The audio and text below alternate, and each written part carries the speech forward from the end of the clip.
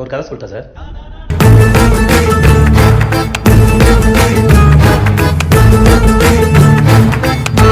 നമസ്കാരം. നമ്മുടെ കഥയിൽ നിന്ന് രണ്ട് ക്യാരക്ടേഴ്സ് ഉണ്ട്. ഒരാളുടെ പേര് രാജൻ, മറ്റൊരാളുടെ പേര് സോമൻ.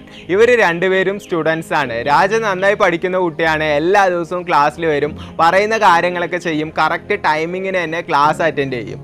അങ്ങനെ സ്കൂളിൽ നന്നായി പഠിച്ച് +2 95% മാർക്ക് മേടിച്ച് കോളേജിൽ പോയി. കോളേജിലും അതുപോലെ തന്നെ നന്നായി പഠിച്ച് ക്യാമ്പസ് ഇൻ്റർവ്യൂവിൽ നല്ലൊരു ജോലിയൊക്കെ കിട്ടി സെറ്റിലായി. അടുത്തത് സോമൻ.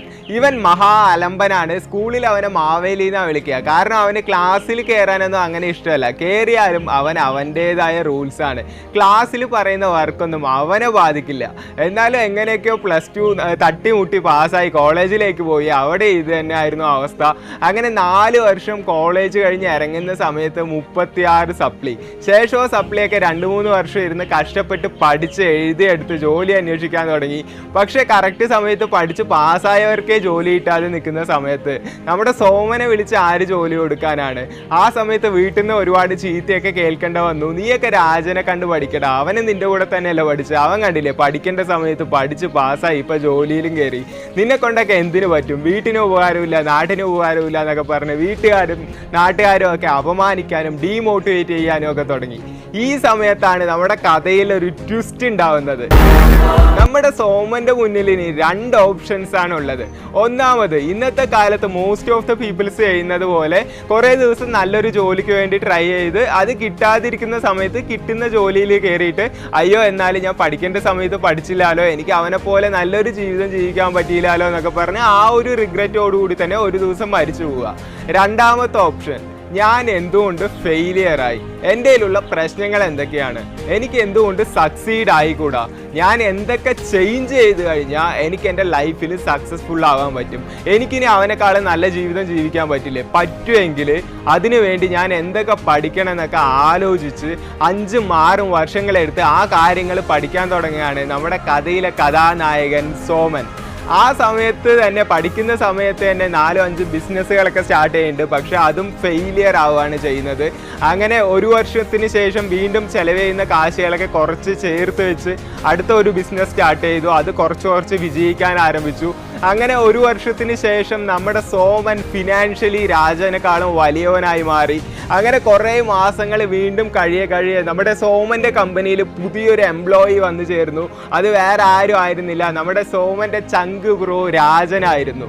നിങ്ങളിൽ പലർക്കും ഈ കഥ കേൾക്കുന്ന സമയത്ത് ഞാനിത് ഉണ്ടാക്കി പറഞ്ഞ ഒരു കഥ പോലെയൊക്കെ തോന്നാം. പക്ഷെ ഇത് ഒരുപാട് സ്ഥലങ്ങളിൽ ഇന്നും നടന്നുകൊണ്ടിരിക്കുന്ന ഒരു കാര്യമാണ്. ഇതിൻ്റെ കാരണം എന്താണെന്ന് നമ്മൾ നോർമലി മോസ്റ്റ് ഓഫ് ദ പീപ്പിൾസിൻ്റെ അടുത്ത് ചോദിക്കുകയാണെങ്കിൽ അവർ പറയാ എഡ്യൂക്കേഷൻ സിസ്റ്റമാണ്, സ്കൂളിൽ പഠിപ്പിച്ചു കൊടുക്കേണ്ട ജീവിക്കാൻ വേണ്ട കാര്യങ്ങളൊന്നും പഠിപ്പിച്ചു കൊടുക്കുന്നില്ല, അതുകൊണ്ടാണ് സ്കൂളിൽ സക്സസ് ആവുന്നവർ ലൈഫിൽ ഫെയിലിയർ ആവുക എന്നൊക്കെയാണ്. പക്ഷെ ഞാനിവിടെ പറയാൻ പോകുന്ന കാര്യം മറ്റൊന്നാണ്. നമ്മൾ കുറേ കേട്ടിട്ടുണ്ടാവും നമ്മൾ ഇൻ്റലിജൻ്റ് ആണ് എന്നുണ്ടെങ്കിൽ നമുക്ക് ലൈഫിൽ സക്സസ്ഫുൾ ആവാന്നൊക്കെ.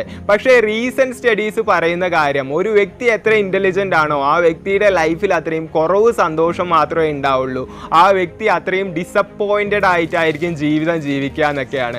പക്ഷേ ഒരു ജസ്റ്റ് ഇപ്പോൾ ആവറേജ് ഇൻ്റലിജൻ്റ് ആയിട്ടുള്ളവർ വളരെ സക്സസ്ഫുൾ ആവുന്നുണ്ടെന്നും കണ്ടുപിടിച്ചു. ഇതിൻ്റെ കാരണം എന്താണെന്ന് വെച്ച് കഴിഞ്ഞാൽ ഈ ആവറേജ് ഇൻ്റലിജൻ്റ് ആയിട്ടുള്ളവർ ഈ ലോകത്തിൽ എന്തൊക്കെയാണ് ഉള്ളത്, ലോകത്തിന് എന്തൊക്കെയാണ് വേണ്ടത്, ലോകത്തിലെ ആളുകൾ എങ്ങനെയാണെന്നൊക്കെ പറഞ്ഞ് അതിനെയൊക്കെ പറ്റി മനസ്സിലാക്കാൻ ശ്രമിക്കും. അങ്ങനെ അവർ ഈ ലോകത്ത് ജയിക്കാൻ വേണ്ട കാര്യങ്ങളൊക്കെ കണ്ടുപിടിച്ച് അത് അറ്റൈൻ ചെയ്യുന്നതിലൂടെ അവർ ലൈഫിൽ സക്സസ്ഫുൾ ആയി മാറും. പക്ഷേ ഈ ഇൻ്റലിജൻ്റ് ആയിട്ടുള്ളവർ എന്താണെന്നറിയോ ചെയ്യുക, ഈ ലോകം എന്നെ മനസ്സിലാക്കുന്നില്ല, ലോകത്തിന് എന്നെ മനസ്സിലാക്കാനുള്ള കഴിവില്ല എന്നൊക്കെ പറഞ്ഞ് അവർ മറ്റുള്ളവരെ ബ്ലെയിം ചെയ്തുകൊണ്ടേയിരിക്കും.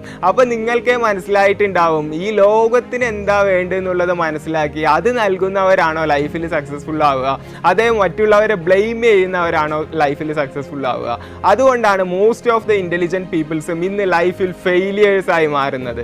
ഇനി നമ്മുടെ സോമൻ ഇങ്ങനെ രണ്ടാമത്തെ രീതിയിൽ ചിന്തിക്കാനുള്ള കാരണം എന്താണെന്നറിയോ? അതിനെയാണ് എമോഷണൽ കോഷ്യൻ്റ് EQ എന്ന് പറയാം.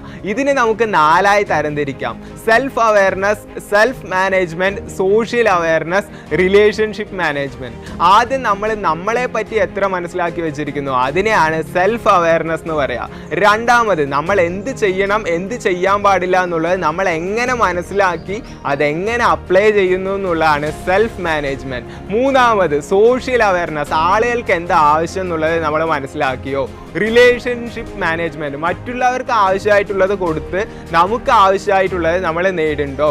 അങ്ങനെ ചെയ്യുന്നതിൽ നമുക്ക് ഡിസിപ്ലിൻ ഉണ്ടോ? ഡിസിപ്ലിൻ എന്ന് പറയുന്നത് ഒരു ദിവസം ചെയ്തിട്ട് 10 ദിവസം ചെയ്യാതിരിക്കുന്നതിനല്ല, 10 ദിവസം ചെയ്തിട്ടും ഒരു ദിവസം പോലും വിടാതെ ചെയ്തുകൊണ്ടിരിക്കുന്നതിനാണ് ഡിസിപ്ലിൻ എന്ന് പറയുക. അപ്പോൾ ഈ ഡിസിപ്ലിൻ എങ്ങനെയാണ് ഉണ്ടാവുന്നതെന്ന് ചോദിച്ചു കഴിഞ്ഞാൽ സെൽഫ് മാനേജ്മെൻറ്റിലൂടെയാണ് ഡിസിപ്ലിൻ ഉണ്ടാവുന്നത്. സോ ഒരു വ്യക്തി സ്വയം മനസ്സിലാക്കി സെൽഫ് മാനേജ് ചെയ്യുന്നതിലൂടെയും മറ്റുള്ളവരെ മനസ്സിലാക്കി അവർക്ക് ആവശ്യമുള്ളത് നൽകുന്നതിലൂടെയാണ് ഒരു വ്യക്തിയുടെ ലൈഫിൽ സക്സസ്ഫുൾ ആവുക. സോ ഈ ഒരു എമോഷണൽ ഇൻ്റലിജൻസ് കാരണമാണ് സോമൻ രണ്ടാമത്തെ രീതിയിൽ തിങ്ക് ചെയ്ത സമയത്ത് ലൈഫിൽ ജയിക്കാനായിട്ട് കാരണമായത്. എമോഷണൽ ഇൻ്റലിജൻസും തമ്മിലുള്ള വ്യത്യാസം എന്ന് പറയുന്നത്, ഇൻ്റലിജൻസ് നമ്മൾ ജനിക്കുന്ന സമയത്ത് എത്രയാണോ ഉള്ളത് അതായിരിക്കും നമ്മുടെ ജീവിതകാലം മുഴുവൻ നമുക്ക് ഉണ്ടാവുക. പക്ഷേ എമോഷണൽ ഇൻ്റലിജൻസ് നമുക്ക് സ്ഥിരമായിട്ട് പുസ്തകങ്ങൾ വായിക്കുന്നതിലൂടെയും മറ്റുള്ളവരുടെ അടുത്ത് ആളുകളുടെ അടുത്ത് ഇടപഴകുന്നതിലൂടെയും ട്രാവൽ ചെയ്യുന്നതിലൂടെയൊക്കെ നമുക്ക് ഇമ്പ്രൂവ് ചെയ്യാൻ, എത്ര വേണമെങ്കിലും ഇമ്പ്രൂവ് ചെയ്യാനായിട്ട് സാധിക്കും. സോ ഐക്യുവിനെക്കാളും EQ ആണ് ഇമ്പോർട്ടൻറ്റ്. അത് മനസ്സിലാക്കി EQ മാക്സിമം ഇമ്പ്രൂവ് ചെയ്യാനായിട്ട് ശ്രമിക്കുക. സോ നിങ്ങൾക്ക് ഈ വീഡിയോയിൽ വല്ല സംശയങ്ങൾ ഉണ്ടെങ്കിൽ അത് ഈ വീഡിയോയ്ക്ക് താഴെ കമൻറ്റ് ചെയ്യുക. വീഡിയോ ഇഷ്ടപ്പെട്ട് കഴിഞ്ഞാൽ ലൈക്ക് ചെയ്യുക. വീഡിയോയുടെ അഭിപ്രായം കൂടി താഴെ കമൻറ്റ് ചെയ്ത് അറിയിക്കുക.